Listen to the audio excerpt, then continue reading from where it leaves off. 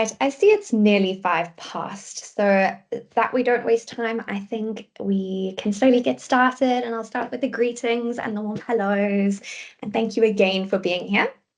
For those of you who I perhaps haven't met yet, my name is Stephanie, and I am one of the anatomists on the Learning Curve team who support Primal Pictures here in our beautiful African continent, as well as in Australia.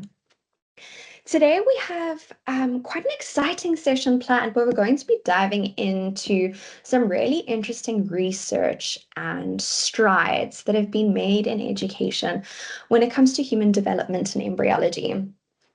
This subject is notoriously known for being difficult, unfortunately, not only to learn, but for educators to teach as well. And even though embryology is important in almost all health science curricula, it's very rarely focused on, and students are often left with a lot of complicated content to self-study. So today we're going to dive into why this is so and how we can move past some of these barriers. If you have any questions or comments as we go through the session, please feel free to pop them in the chat box because we will have time for a Q&A at the end. But just a bit of an agenda of what I'm going to walk you through today. We'll break down some of those common challenges in embryology education. And then I'm very excited to introduce you to Dr. Bernadette de Backer and give you some background into who she is and some of her amazing embryology research. Unfortunately, she's not here with us today, but I will then be playing a short presentation for you where she's going to tell us even more about her research and how she became the spearhead of creating the world's first 3D embryology atlas. And then after that, we're going to dive into Primal Pictures and take a look at the learning content. And we're first going to take a step back and take a look at the anatomy and physiology title, because everyone sitting here today, if you're from one of our client universities, then you'll have access to the anatomy and physiology title, where we do have some great developmental content. But then we're going to take that one step further and dive into a huge amount of detail of embryology in the new real-time embryology interface.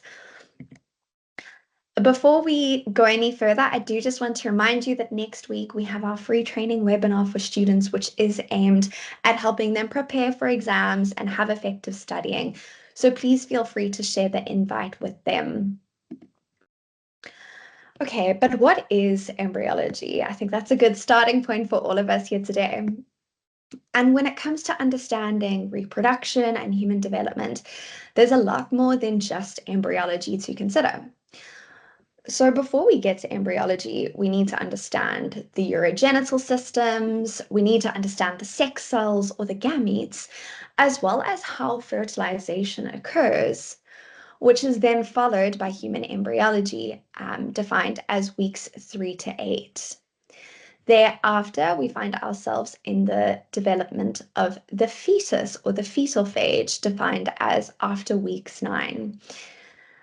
Now, embryology is now covered in our real-time embryology space, which is most of what we're going to be discussing today. But the rest of these topics, as well as some embryology, is partially covered in the anatomy and physiology title. So I want to make sure you leave today hopefully knowing about some information that you weren't aware of in your existing content. Okay, but if embryology is so important in almost every health science curricula and all of our students and professionals need to know it and have it in our toolkit, then why is it so disliked and avoided? When you speak to most people about embryology, they'll just say it's hard, but we need to unpack why this is so in order for us to move past that challenge. And here's what some of you had to say when registering for this webinar. We heard that it's difficult for students to understand without a specimen to show them. Students have to imagine things that they can't see. There's no visual teaching material. They struggle to see the process because they only have two-dimensional images, etc. So in the feedback we got from all of you, we have two common trends, and that comes down to the need to use imagination in teaching and learning the subject, as well as a lack of appropriate visual learning material.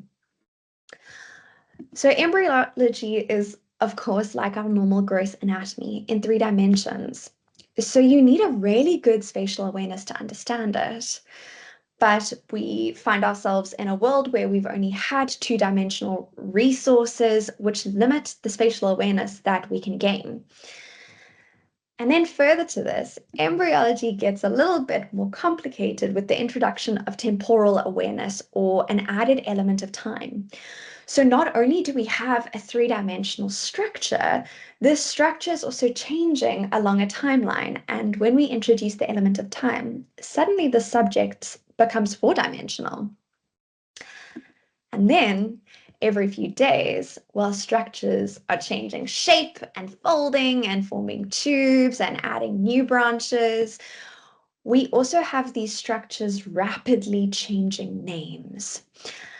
Now, a lot of this terminology is quite alien. So the terms like ectoderm, mesoderm, and endoderm are completely new terms. So these new terms need to be learned and understood on top of the rest of the normal anatomy if someone is learning this as a student. So when we have something like the heart tube, it's a bit more familiar and we can at least figure out which system or which organ we're looking at and working with. But something like yolk sac and ectoderm is really unfamiliar.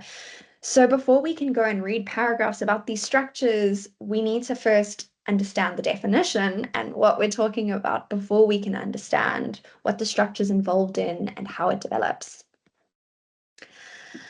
Now, of course, a lack of time isn't something new to us anatomists. It's an issue in anatomy teaching in general. But most of the time within a curriculum, we only have the opportunity to kind of pop 1 or 2 embryology lectures peppered within the anatomy module to go through very specific embryological processes that are relevant to that system or that region that we're covering at the time. And I'm yet to come across an anatomy curriculum or a course that has its own embryology module. So again, a lot of extra reading is required to understand how these pieces of embryology that we learn in a disjointed fashion fit together and what happens before we get to the step that we're learning and what happens after that. So the teaching and the learning tends to be incredibly fragmented, which once again leaves a lot of self-study and autonomy in the student's hand with something that's quite complicated. And then another issue which we've already touched on is embryology is a lot trickier to teach than it needs to be because of the lack of images and appropriate teaching material. So there are a lot of really helpful textbooks, but these images are often not very detailed. And something like that, I understand why it happens because you're trying to simplify things so that it's easier to understand. But I find this tends to create a lot more confusion. So the drawings are becoming more and more schematic. And as we're losing this detail, we're actually losing the ability to understand what's going on because it is a very detailed and highly meticulous sort of subsection within anatomy. And we need to know all of that detail to get that full picture. But with these simplified schematics, it can be tricky to have that full picture.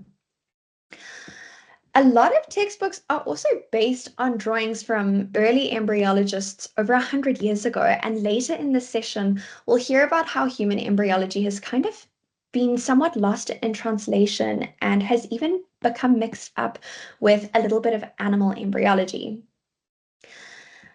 Now, we've chatted a lot about this experience from the student's perspective, but as educators, especially early career anatomists, we're taught embryology in that fragmented way that I just discussed, which means when we are then let into the big wide world to teach it, we feel very stuck on how to teach it and what makes sense to teach together. And we have to fill in the gaps of our own understanding before we can confidently explain it to someone else. And I will be the first person to admit my gaps of knowledge and my wrongdoings in the past. And because of this fragmented fashion of the way I was taught embryology, I, based on passing my undergraduate anatomy on getting the normal gross anatomy correct and hoping I could get some embryology marks, but not all of them because I just didn't have the time to build the understanding. So I, as an educator, needed to do a lot of reteaching and learning to then be able to lecture embryology to my students. So I think there's also a need for a helpful resource to help educators teach the subject. And that's where the wonderful Dr. Bernadette de Backer comes in. And I'm very proud to introduce her and her amazing work that I will show you in a moment. So Dr. de Backer is an assistant professor at the Amsterdam UMC in both reproduction and development, as well as obstetrics and gynecology.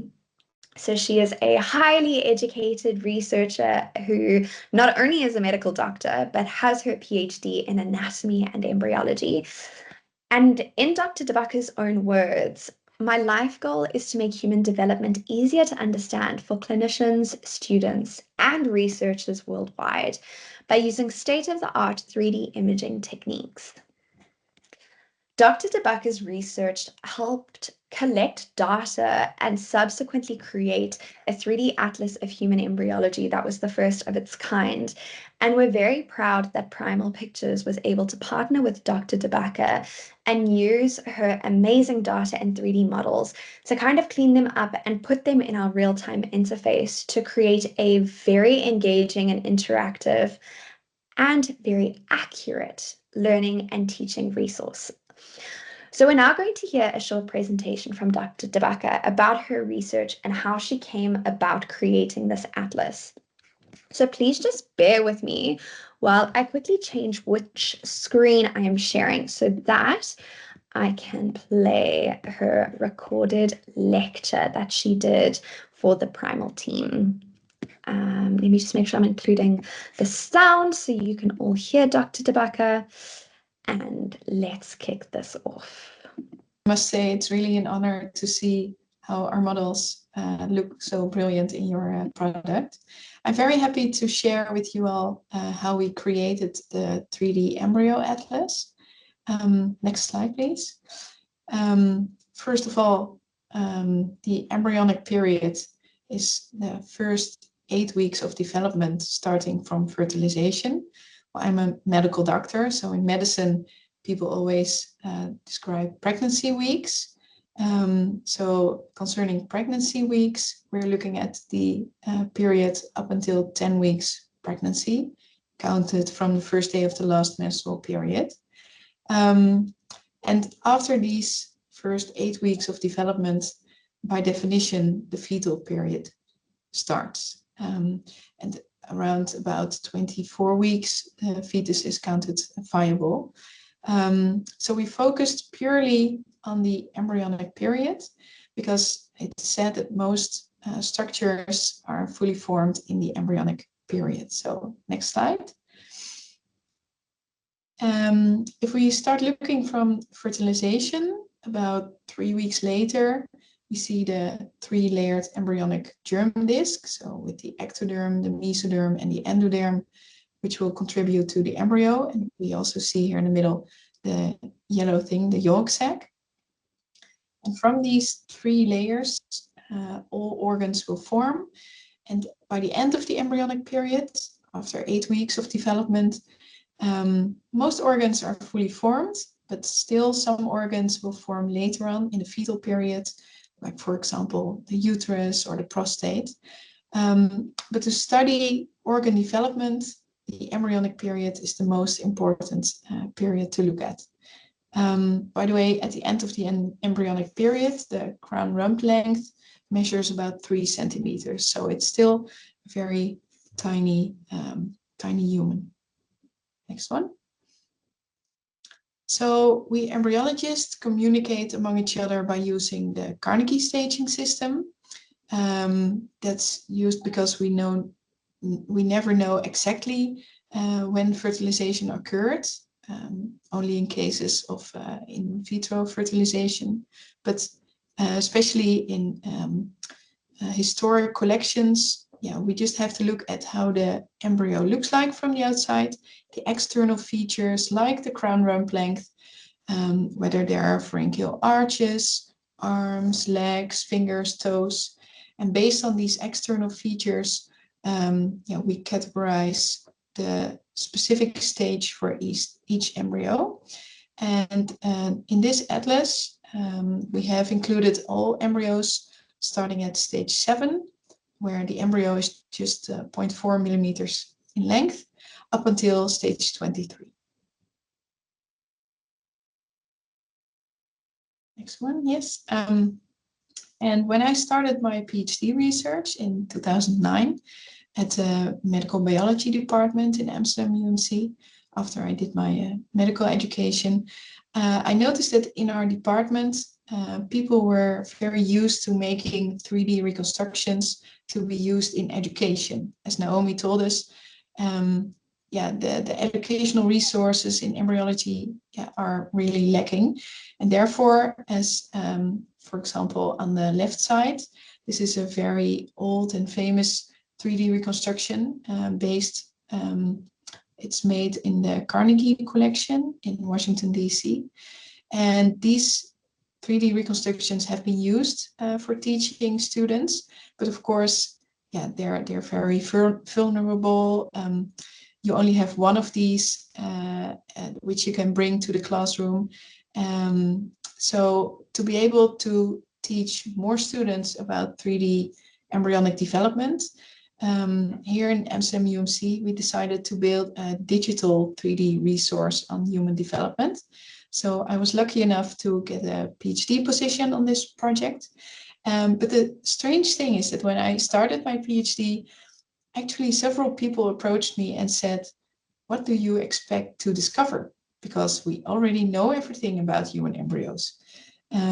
So I was a little bit upset by that, but still encouraged to start my PhD well. And I started by looking up all the embryology textbooks in the anatomy department in our institute. Next slide. And I stumbled upon this picture, which is a 3-layered embryonic disc at about 3 weeks of development. And in every of the embryology textbooks, I found an image looking more or less like this one. You see some are a bit schematic, some even have some color in it. For example, the famous Netter Atlas from 2002 shows this embryo. And I was intrigued by it because all of these textbooks show the exact same embryo. And I looked up the original embryo in the Carnegie Collection, and I found it. The original specimen on the left side is from 1928, and the original cartoon was published in 1932 for the first time. And since then, these textbooks have been copying from each other, and they have been copying over and over. And the strange thing, what happens if these cartoonists are copying from each other, is that some structures suddenly appear. So if you compare, for example, the Netter embryo, the blue and yellow one, with the original cartoon from 1930, I always tell the students the Netter embryo all of a sudden has kind of six-pack, which is not present on the original one. So that triggered me to start looking at embryos of humans in more in depth. There is, of course, a reason why people copy from each other. There are actually a couple reasons. First of all, embryonic specimens are very rare. And there are ethics involved, of course, around the collection of human embryos for research. And because they are so rare, it happened that people just had 1 or 2 specimens to study. And actually, I've compared this embryo with other ones of the same age. And this is not a very normal one, if I can say so, this particular example. But also keep in mind that most of the human embryos that have been studied decades ago were studied in a period where people believed that the human embryo goes through several stages of evolution. So if you believe that the human embryo also goes through a fish stage or an amphibian stage, you can also study fish embryos or amphibian embryos to know more about human embryology. And I notice now that in quite some embryology textbooks, original data from mouse or chicken embryos got mixed up in human embryology textbooks. So keep that in the back of your mind. They lost their reference to the original article over the years. So the next slide, I went to the Carnegie Collection, as I said, it's based in Washington, D.C. at the National Museum of Health and Medicine. And this world-famous collection has thousands of human embryos, which were collected 60 to over 100 years ago from ectopic pregnancies, hysterectomies, for example, where the uterus had to be removed, or miscarriages. And I was lucky enough to be able to select for each Carnegie stage the 2 best embryos. I preferred not to use miscarriage material, but only fresh materials. They were all already cut in sections and histologically stained. And I went there a couple times to take pictures of these sections by using a digital microscope. Next one. So the setup we had is that I collected, by doing so, 34 human embryos, so only the digital pictures of the sections. There were 15,000 sections in total, which I captured, and I digitalized them using the software package Amira. First step is that for each embryo, I aligned all of these sections, so you can scroll through them. By doing so, you can follow the blood vessels, the nerves, etc. And then the most time-consuming part is the manual annotation, which is done by biomedical and medical students under my guidance, in which they draw a line around each organ. And if you draw a line around an organ on every section, you get a 3D reconstruction. And these 3D reconstructions were quite heavy to turn around on a general computer or laptop. So we did some knowledge-driven modeling with students from the game development studies, and they helped us to remodel these models and to save them into a 3D PDF format. Next one. And I want to show you how one of these sections looks like. This is an annotated section taken at the level of the umbilical cord in the oldest embryo at 8 weeks development. And on top of the screen, you see the dorsal side of the embryo, in green, the neural tube. You can see the kidneys, the liver, the stomach, and the physiological herniation of the gut in the umbilical cord.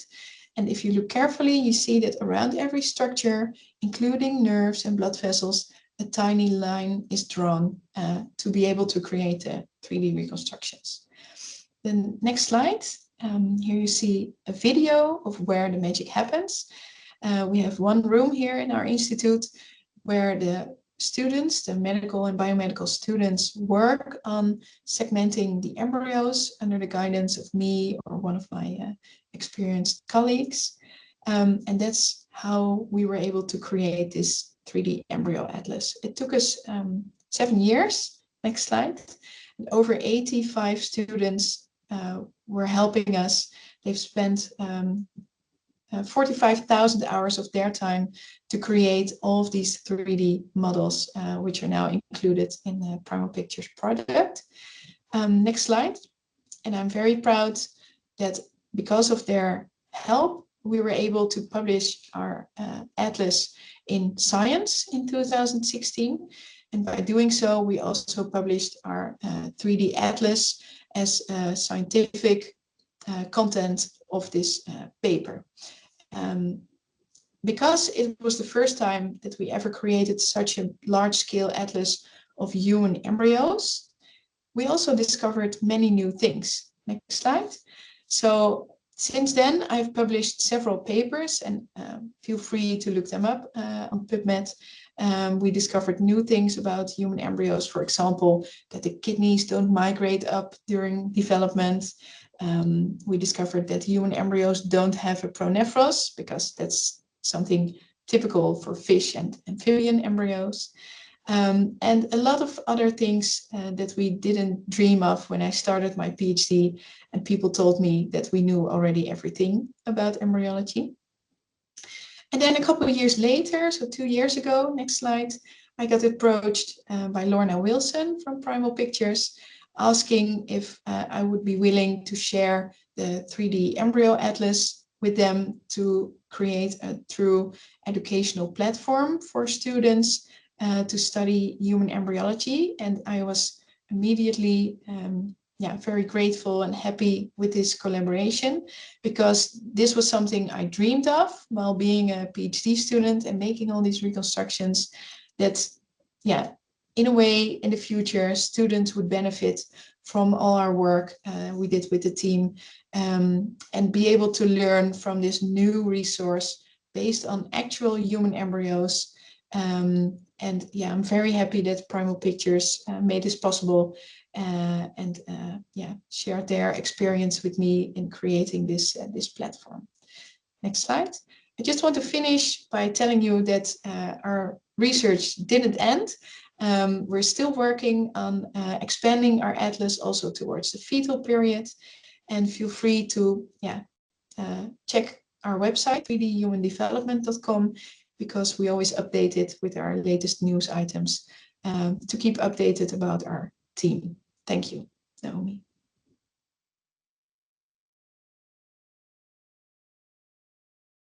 Okay, so that is the really amazing, and I don't know about you, but for me, inspiring research that went behind the new content that I'm going to show you today. So let me quickly share my screen again, and we're going to jump into the Primal Pictures platform.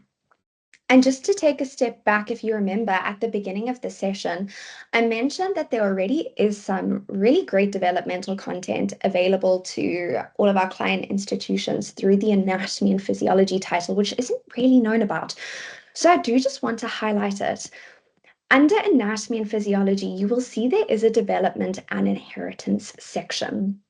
Now, I'll be the first person to say we've been talking about how much detail there is involved in embryology, let alone fertilization and fetal development thereafter. So not everything is covered here, but there are some really, really great resources.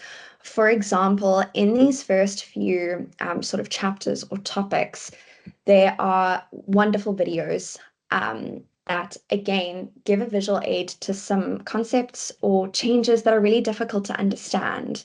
And I'm not going to sit and show you much of this because we need to jump into the meat of today, which is the embryology space. But this, for example, over here, the formation of the neural tube and this folding that happens here, I think having this video visual aid is really helpful in understanding how that folding happens. So please do go and take a look at this space if you don't already use it or kind of weren't aware that it exists there. But for those of you who are used to our real-time interface or our virtual dissection table, that is the space into which Dr. DeBacker and team's amazing data has been placed to allow us to view all of these 3D models from any angle we want. We can compare the different developmental stages, and we can even perform a virtual dissection on the 3D models so that we can gain any spatial awareness or understanding we're needing. So just to kind of orientate ourselves over here and figure out what we're looking at. So we've got our menu on the left-hand side. Over here, we have our 3D model, which is currently showing us days 35 to 38. Very quickly, I want to show you, you can change the way in which they are staged or named. So here I've turned off developmental days, and now it's changed into our Carnegie stages. So here we're taking a look at stage 15, or we can take it back to those developmental days depending on what our preference is. Now, as you can see, we have all of the Carnegie stages over here, but just pausing over here on stage 15 or day 35 to 38, I want to show you what we can do with these models before we get to other sort of 3D view sets available to us in the menu and how that's going to help us in teaching. So just taking a look at this model over here, You can rotate it into absolutely any angle you so choose. You can zoom right in and out. And we have all of our dissection and inspection tools available to us like you would normally find in 3D real time. So if I choose the liver as an example, we have the opportunity to inspect any structure so we can take a look at its shape and form. Then we also have the opportunity to examine and take a unique view to help us with the relational anatomy. You can also ghost a structure. So what that has done is it's turned the outside of the liver into this X-ray view so that we can see the underlying or innerlying anatomy. So here we're uncovering some of the vasculature, and then you can hide, or in other words, dissect away any structure. So here we can take our experience into our own hands in quite a few different ways. This is just one of them. Now, as we visually explore and dissect a 3D model, we also have really helpful explanatory text available here. So we're talking about all of that reading that needs to be done with embryology. Here it is for us. So we'll start with an introduction into what that structure is and how it develops, or the embryology behind that structure. If any derivatives come from this structure, that will also be explained. Its function is given. And then, very importantly, we have some clinical text or some clinical content to help us see the why. Why is it important for me to learn how the heart tube develops and how it eventually becomes our four chambers? So septal defects or a hole in the heart, a patent, foramen ovale, these are all very relevant and actually quite common conditions. So knowing this why and placing it into the clinical context is really helpful for not only showing the students the relevance, but also helping them improve their clinical skills while they learn the normal anatomy. Okay, so that's how we can kind of engage with and interact with any of these models. Now, with the list on the right-hand side, I can add in any of these developmental phases. But what I love as an early educator who doesn't have the greatest embryology knowledge is these preset gallery scenes have been set out in a way that they reflect typical textbook chapters when it comes to embryology. So our 3D views and models have been collected in a way that makes sense to teach. So covering the ectoderm, endoderm, and mesoderm and its derivatives are naturally very important. So when you open up any of these gallery scenes, you will have that view for every developmental stage. So here I can now load and compare and contrast how my mesoderm and its derivatives change throughout the embryological process. And at any time, you can zoom in on and engage with any of these models. If I, for example, wanted to add in more anatomy onto this model, I could do so at any time by using this list of structures for this model. So as a quick example, I could throw in the integumentary system if I want to understand kind of the surface anatomy to the deeper structures that I'm looking at now. I think another really great and helpful example is the pharyngeal arches. So here again, we have these really helpful preset views which focus on the pharyngeal arch development through these different stages, and we can take a look at and focus on any of these phases when and if it's important for us. So I'm just going to change this view while I take you through a few more of the features. Now, a very important one for me is the ability to kind of annotate something according to what I'm teaching at the time. So I have some really flexible labeling and drawing tools available to me here that allow me to label anything. I can alter them if need be. If I'm doing a test question and I want them to name the structure, I can do so. So I do recommend exploring these if you don't know of them. They are the same as the tools in the normal real-time interface. And again, just like 3D real-time has, We have this little camera snapshot icon, which allows you to save an image of anything you have created at any time. So I think that's really helpful for creating something that's relevant to what you're teaching then and there. Then the last feature I want to highlight for you today while we're still together before I get into some questions is just like 3D real time, we have a mobile app available for this space, which very importantly allows students to use this content fully offline once the application is installed. But we've been talking a lot about kind of the mental block and people just avoid embryology because it's difficult. So when we give students an exciting interface and an engaging tool like this to learn embryology, that really helps break that mental barrier when it comes to engaging with the content. So what I love about the mobile app is it does everything this desktop version does, but we have one more additional benefit, and that is the augmented reality function. So here's a quick video of a screen recording of being in the app and using augmented reality. But you'll see that with the camera on my phone, I can project any 3D model or any collection of 3D models into my space using this app, and it activates the camera, it throws the 3D model there. And this gets rid of physical barriers even more because now, just like you're seeing, I can go into the anatomy and I can walk around the model and view it from any angle. So this is really, really important and an exciting way to build that spatial awareness and understanding of the embryology and how these structures are changing between stages and between time. Okay, so I know this was a lot of information in a short period of time. So I want to take a moment just to summarize the really important points. And the first one being that if you have the anatomy and physiology title, you do already have access to some developmental content. So please use that if you aren't already. Now, over and above that, Primal has developed some very robust and very detailed 3D embryology content to take us through that embryology phase before we get to fetal development.